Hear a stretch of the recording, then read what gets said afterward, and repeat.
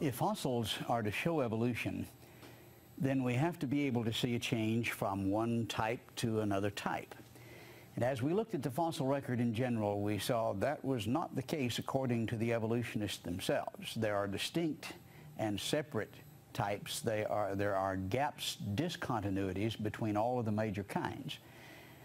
And we see that's very definitely the truth as well when we get to the gap between apes and men, though certainly there has been a great deal of effort put to try to show a progression from one to the other here, and that's what would have to be done. And we're often referred to the little gradual progressions of the little man up to the big man in the charts in the textbooks.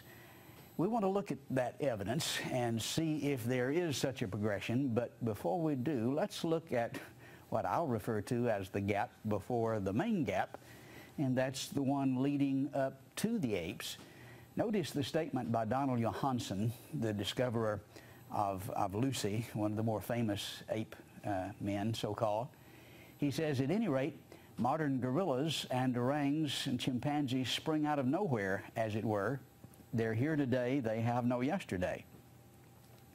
He says, this is not a situation where you show something leading up to the apes, but instead you see the gap before you get to it, and that's typical. Often we're told that when we talk about this that we misrepresent when we say that evolutionists believe that we came from the apes, because evolutionists don't believe that they believe they came from a common ancestor, not an ape. And here we see an example of that kind of statement made by Bill Allen. He was editor of National Geographic just in 2004, when he says humans are not descended from apes, but then Charles Darwin never claimed that we are. Now this is absolutely amazing to me, that somebody like Bill Allen would say Darwin never claimed that we came from apes. It's just simply not so, and it is a quibble that distorts the position. As Darwin says, a naturalist would undoubtedly have ranked as an ape or a monkey. However much the conclusion may revolt our pride, our early progenitors would have been properly designated. So we came from apes, according to Charles Darwin. It's a quibble to say that we don't. Now, of course, it wasn't a modern ape, but he was definitely an ape, according to the evolutionists.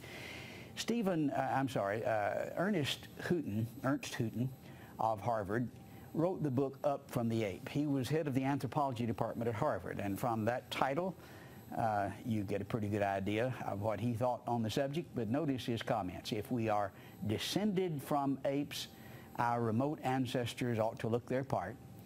You may not be willing to admit that you resemble an ape, but as you trace back the genealogical lines, you will have to admit that somewhere in your family tree there squats an ape. Here's head of the anthropology department at Harvard. I think he believes we came from apes, and he's not unique.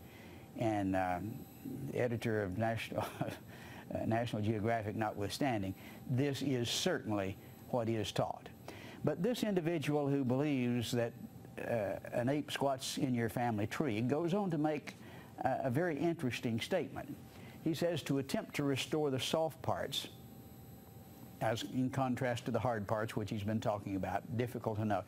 To attempt to restore the soft parts is even more hazardous undertaking. The lips, the eyes, the nasal tip leave no clues on the underlying bony parts.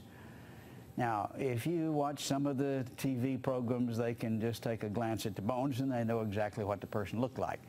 Well, you can learn a lot from the bones, but you can't learn what the lips and the eyes and the ears and the nasal tip look like from the bones, and that is what leaves the major impression. And certainly when you are restoring these so-called ape men, you can make them look very apish if you change the lips, the eyes, the ears, the nasal tip, and so forth, which is certainly what is done, and we'll document that.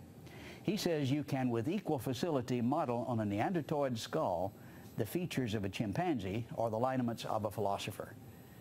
Now, most philosophers that I know, some of them look a little strange, but I think you can tell the difference between them and a chimpanzee. But you can model the same thing, either of the two, from the same skull. A very important point is made by Roger Lehman, who's editor of Research News Science magazine, certainly a devout evolutionist and a close friend and co-author with Richard Leakey. He says, and this is maybe the most critical point that we'll make regarding fossil men, and he makes it for me. The key issue is the ability to correctly infer a genetic relationship between two species on the basis of a similarity in appearance. Now, we talked about similarities when we talked about the fossil record. And the only way you can tell that the fossil means anything is it's similar to this one, and you interpret that. But that is obviously misleading. He goes on to say it's deceptive and gives a specific example, because similarity in structure, he says, does not imply an identical genetic heritage. A shark, which is a fish, a porpoise, which is a mammal, looks similar.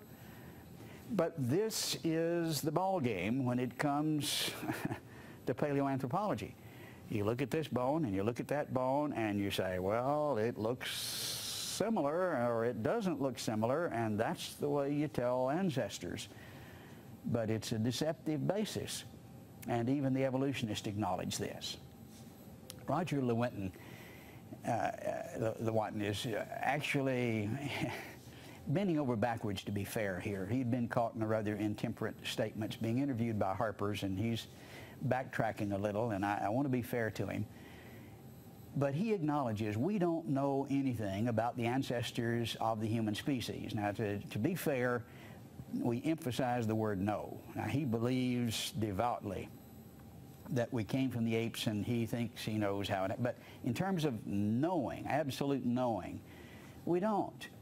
All the fossils which have been dug up and are claimed to be ancestors, we haven't the faintest idea whether they're ancestors. Now, I'm embarrassed to use that statement because I know he wouldn't make that under normal circumstances, because he certainly has a faint idea. He has more than that. He has a deep conviction, and I don't want to misrepresent that.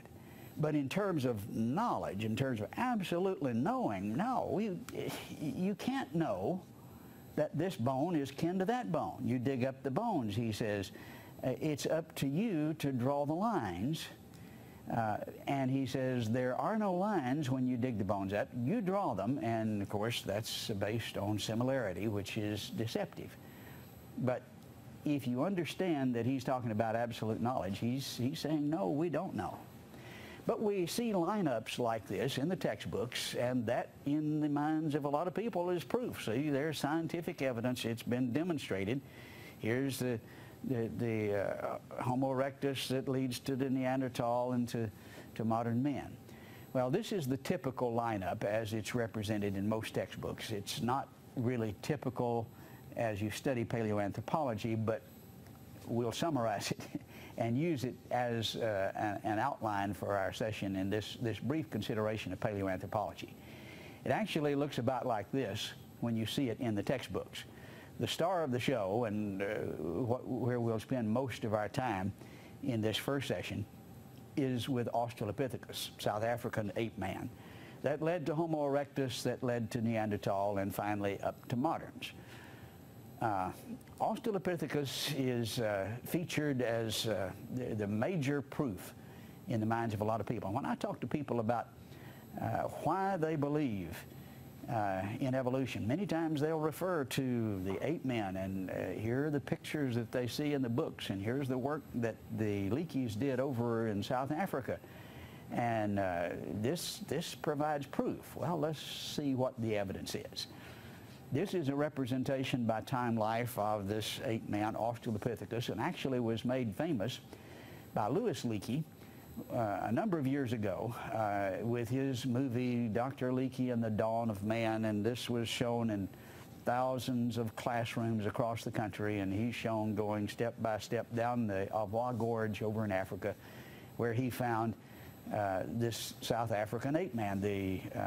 I think was an ape, but actually his wife was the one who found it. I've wondered why some of the women's lib movements haven't really capitalized on this. She's the one that made the discovery. He got the credit for it.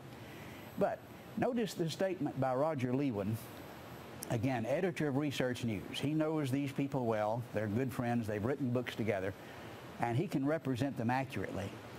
He says Richard and his parents, Louis and Mary, have held to a view of human origins for nearly half a century now, that the line of true man has a separate ancestry that goes back millions and millions of years.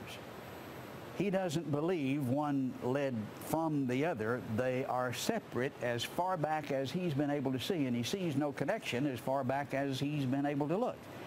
He says Australopithecus, the ape man Australopithecus, has nothing to do with human ancestry.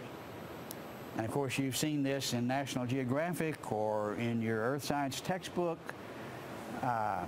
Don't hold your breath.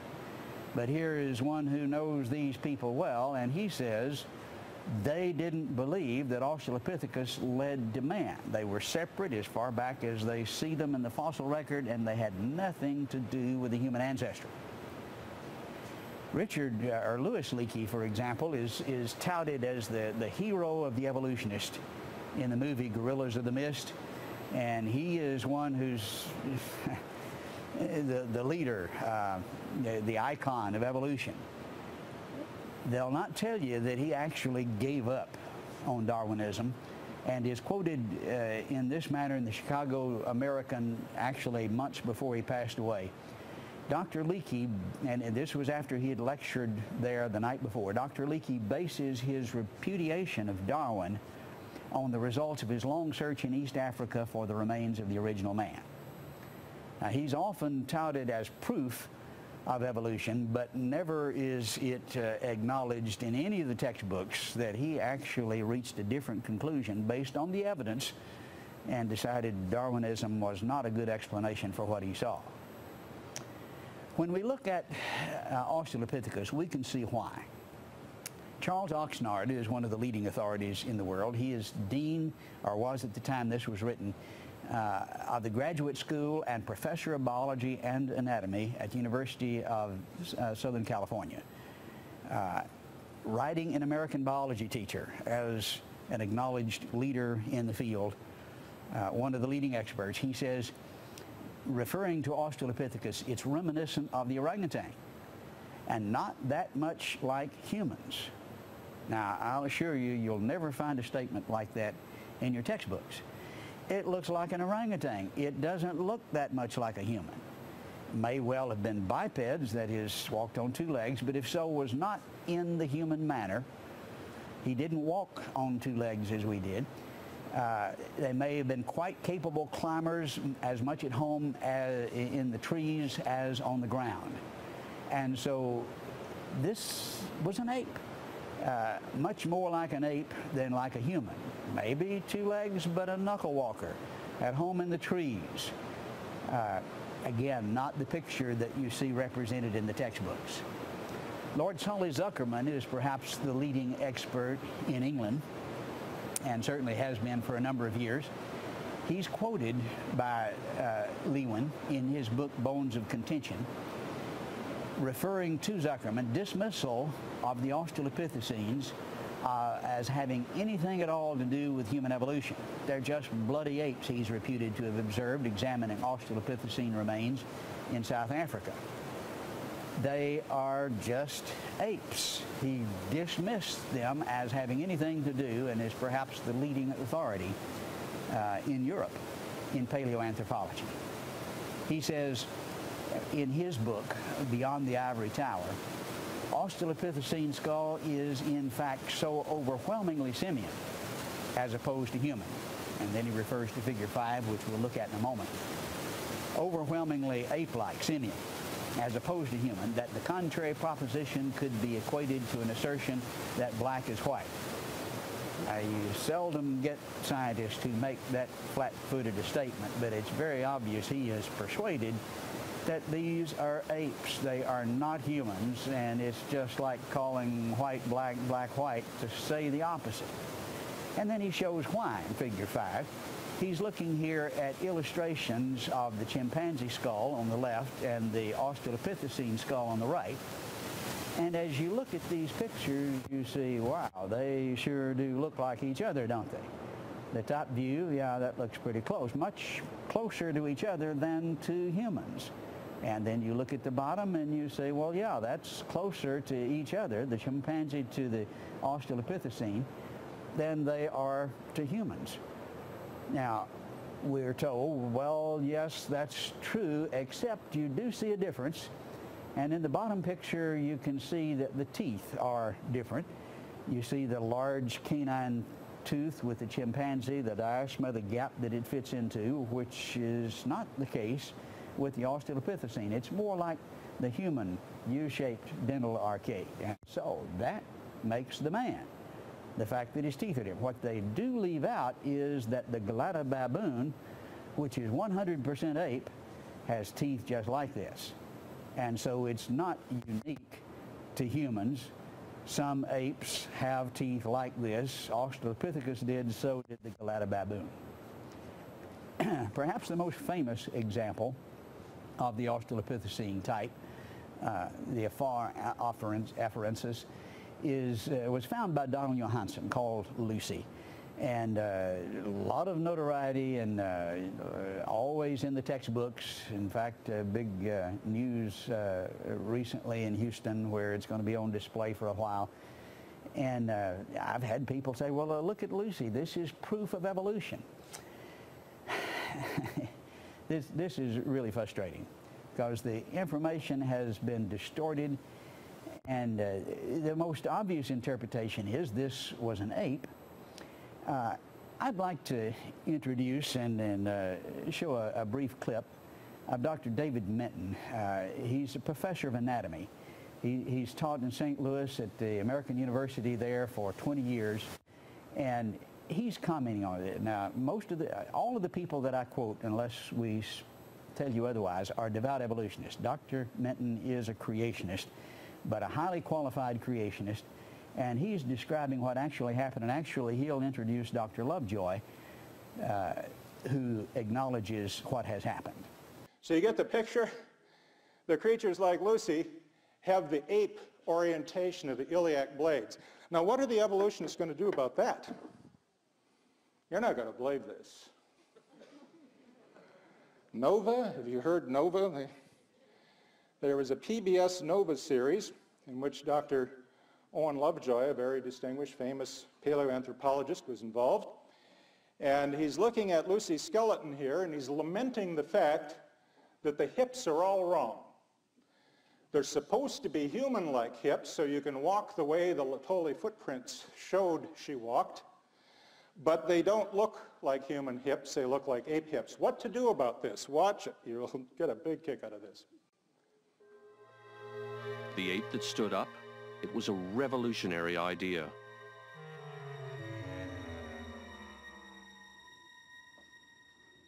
We needed Owen Lovejoy's expertise again, because the evidence wasn't quite adding up. The knee looked human, but the shape of her hip didn't. Superficially, her hip resembled a chimpanzee's, which meant that Lucy couldn't possibly have walked like a modern human. But Lovejoy noticed something odd about the way the bones had been fossilized. When I put the two parts of the pelvis together that we had, this part of the pelvis has pressed so hard and so completely into this one that it caused it to be broken into a series of individual pieces which were then fused together in later fossils. So you see they were broken and they don't fit together properly. They did speculate in the program as to exactly who was responsible for breaking the hip, and current scientific evidence suggests perhaps a deer stepped on it. Here you can see a deer foot stepping on the bone. Isn't that a bummer?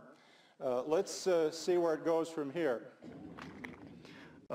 This has caused the two bones, in fact, to fit together so well that they're in an anatomically impossible position.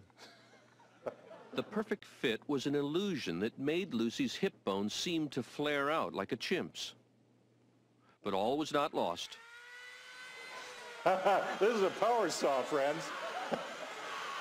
You may want to put your goggles on. Lovejoy decided he could restore the pelvis to its natural shape. He didn't want to tamper with the original, so he made a copy in plaster. Notice he's removing whole parts, not just cutting. He cut the damaged pieces out and put them back together the way they were before Lucy died. It was a tricky job, but after taking the kink out of the pelvis, it all fit together perfectly, like a three-dimensional jigsaw puzzle. Look how perfect. You can read a newspaper through the hole. As a result, the angle of the hip looks nothing like a chimp's, but a lot like ours. Yeah, now, this is what we call science. You can teach this in the public schools, but you can't criticize it, because if you do, that would be religious. Unfortunately for the evolutionist, dozens of other examples of the afarensis form have been found. Lucy's not the only example, and they wouldn't try to change all of the hips. Arlene Ziltman of the University of California is commenting on, more recently, on what we have learned about the whole picture. She says they're like, and this is quoted in Science News, Ziltman compares the pygmy chimpanzee to Lucy, one of the oldest known hominid fossils, and finds the similarities striking. She says they're almost identical in body size, in stature, in brain size. Ziltman argues they indicate that the chimps use their limbs in much the same way Lucy did. And when, in other words, she was a knuckle walker like the other apes, and they're just virtually identical. She was an ape, she was a chimp, and this is what the leading authorities have acknowledged in spite of Lovejoy and Johansson's shenanigans. The main effort has been to cause them to be human because they stand upright. Here's the argument. If they stand upright, then obviously they're human. Well, I know lizards that walk upright. What does this prove? The fact that an ape decides to walk upright? Well, actually, we have an example of that happening that's referred to here from CBC Health and Science News. Just a few years ago, there were some apes, macaw monkeys, that got sick and almost died, and one of them, after it almost died, recovered and walked just, they called it ramrod straight from that point forward. The zoo workers say she's started, when she got sick, walking upright exclusively. A zoo veterinarian says he's not sure why she's altered her behavior, but here is a change from walking like an ape to walking upright. Why did she do that? Well, the zoo worker went on to speculate that the illness could have caused brain damage, and so maybe that's why we walk upright. This is maybe why the ape did. It's strictly an interpretation, again, based on similarities, many similarities imagined. Notice the distorted kind of interpretation to which we're subjected that was in National Geographic, the latter part of 2006. The human ancestor, here is the front page, and of course this is an orangutan, blurred the lines between ape and human for example. Here's a new find, and here is the real solution to all of the problems. For example, her femur from knee to hip is close to that of a modern human, implying she walked efficiently on two legs. I'm sorry, that's just not true, but that's what's touted in National Geographic. We go to a much more respected scientific journal, Nature, to get the actual evidence. In fact, numbers of science journals have reported and bewailed what had been presented there by National Geographic. Here's the description in Nature by the authors who found it and who described it. Incisors are larger. Their overall morphology is similar to that of juvenile apes. The gorilla-like scapula and long curved manual phalanges, that's the fingers. The scapula is the collarbone, raise new questions. And the collarbone is especially significant because it bears the weight for knuckle walkers. The shape of the scapula resembles the scapula of juvenile and adult gorillas. Now that the scapula of the species can be examined in full for the first time, it's unexpected to find the strongest similarities with the gorilla.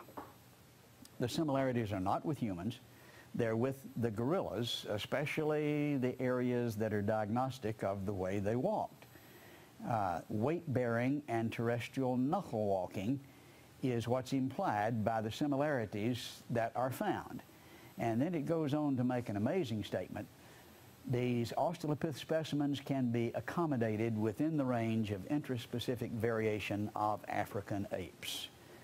Yes, the apes vary. You see different types. But what we see here is within the range of the variation of apes. Now, that's not the way it was presented in National Geographic. You need to be aware that evidence is often severely manipulated. There are similarities, but the representation of the similarity is often just distorted. We are told that a good example of these Australopithecine footprints were found by Mary Leakey in Africa. They were from the same, quote, time period as they assessed the time.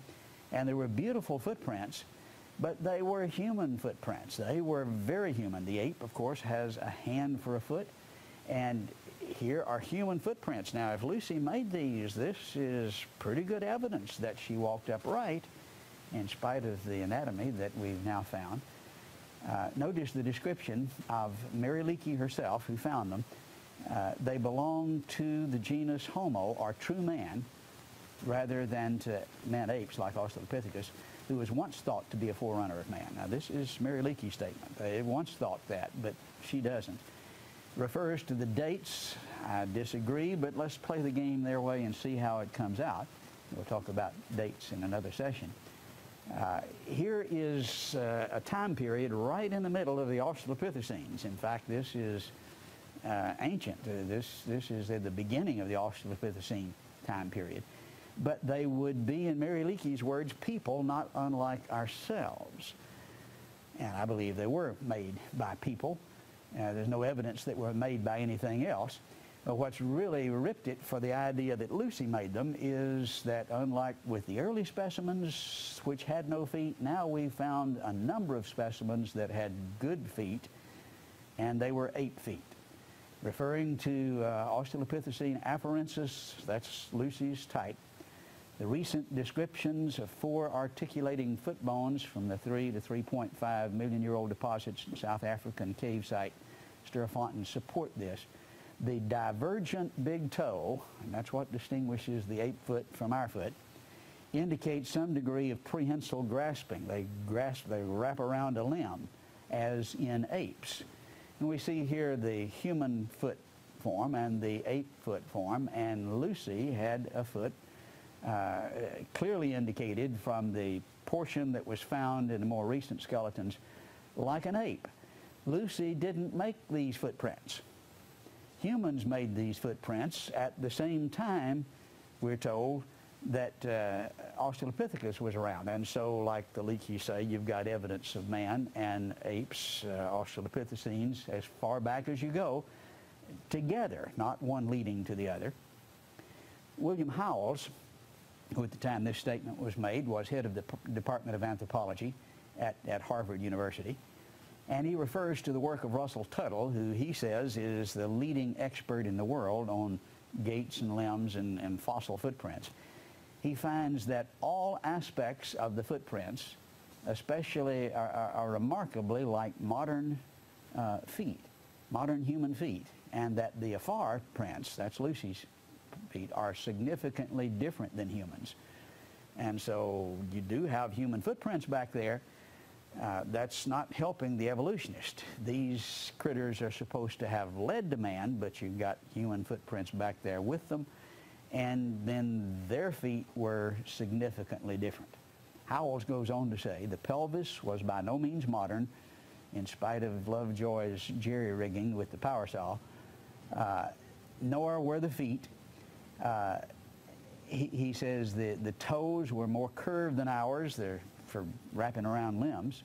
The heel bones, like our stabilizing tubercles, a couple of small ligaments that in us tighten the arch from underneath were apparently not present. In other words, if you're going to walk like we do, you need an arch that can contract. And the finger bones were curved, again, just like you see in the apes, as they are in tree-climbing apes. Now, what is he describing here? You don't have to be an expert to understand that he's talking about apes, but the experts do acknowledge this, and we're looking here at the three probably most authoritative experts in the field. David Pilbeam of Yale, Glenn Isaac of Harvard, Matt Cartmill of Duke, and we'll say more about their credentials in a moment. But they say the status of Lucy has significantly shriveled. The Australopithecines, and this was not recent, this was 86. This ought to be in the textbooks, but it isn't. Australopithecines are rapidly shrinking back to the status of peculiarly specialized apes. Why would they say that? Well, because that's what you see when you look at the bones. They look like ape bones. And more recently, if you want a recent quote here from 2007, April 10, in the Proceedings of the National Academy of Sciences, edited by David Pilbeam, morphology on a recently discovered specimen of Australopithecus afarensis, that's Lucy's category, closely matches that of gorillas and casts doubt on the role of Australopithecus afarensis as a modern human ancestor. Now, the authorities know better, and the authorities have said better in the leading journals. We need to change the textbooks, but they don't really have anything to put in its place, and so they haven't, and it's not likely to happen. Summarizing, then, with Australopithecus, we find that the shoulder bones, the collarbone that bears the weight of knuckle walkers, was like an ape, and so walked like an ape, and had a brain certainly the size of an ape, and teeth like the Galata baboon, an ape. Arms like an ape that would reach down and allow them, as one author said, to scratch their ankles when they stood upright. Hands like an ape, and legs like an ape, and feet like an ape, and toes like an ape, according to the leading authorities. What do you think this was? Must have been a duck. No. I think when we look at this first example that is on the bottom rung of the ladder that's supposed to lead to man, we have apes. Now, the next one is Homo erectus, that we'll consider in the next session. But the first one that gets most of the attention today lends no support to evolution.